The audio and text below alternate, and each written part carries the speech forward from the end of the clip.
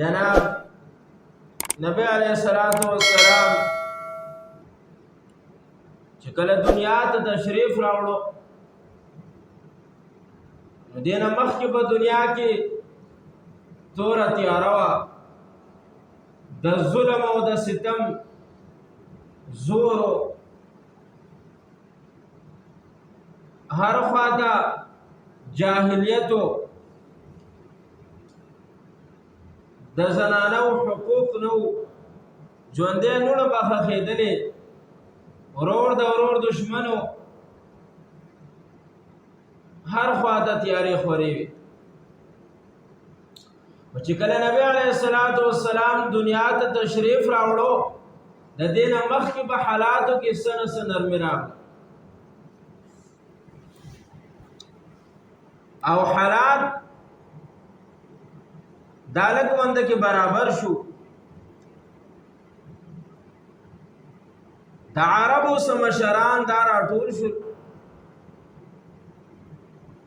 او دا خبره مخه تکړه چې مونږ ډېر قسم ګناهونو کې مبتلا یو زنا شوا شراب وغیرہ دغه شانتي نور غټ ګناهونه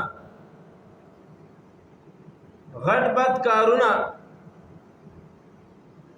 چې ردی نه مونږ ځانو ساتو ردی مخنیوي وو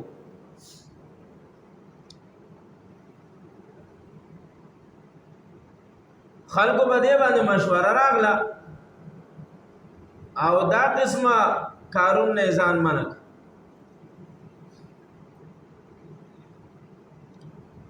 بیا چې کله نبی علیه الصلاۃ والسلام دنیا ته راځي تاسو ما عرض کړو دا ابرهه د واقعا نفس تقریبا دا یا 50 ورځې دي یا یو 50 ورځې دي بعض روایت کې 55 ورځې دي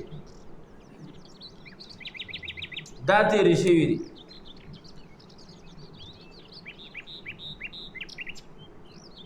حضرت عبدالله د نبی علیه الصلاۃ والسلام والد محترم د بیبي امینه سره نکاح وکړه او بیا تجارتي په سفر باندې شام ته لاړو او واپس کې مدینه منوره کې هلته کې بیمار شو وفات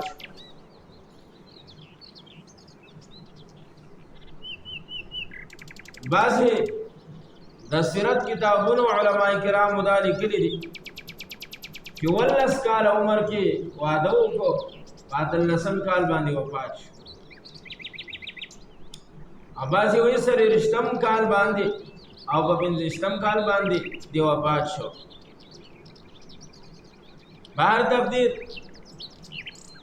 نبی علیہ الصلوۃ والسلام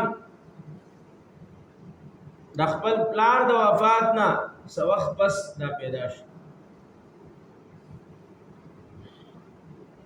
حضرت امینہ مور بیبی فرمائی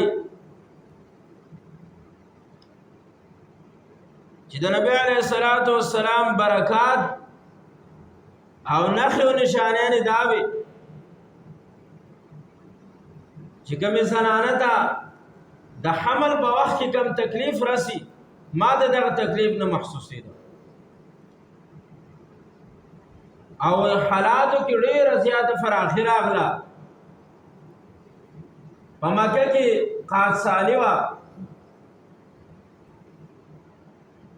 مکه دا خاصم صحرا ده ګټي دي غرونه دي وچ غرونه دي خو بیا هم پکې سنس غیا پکې د مالونو د پاره په دې نه مخ کې دغه هم بارانونه نه کېدو او مالونه چې کوم هغه ډېر زیات خراب شوي وو نبی علیہ الصلوۃ والسلام چې زما په ګېډه باندې وو الله تعالی بارانونه وکړو او دا علاقه چې کوم ده دا شنه شوه زرغون شوه پر آخر اعلی مالونو کې وازګې وشوې غوښې وکړې مالونو کې پی ډېر شو او یو عجیبه غونډه کې نثاره راغله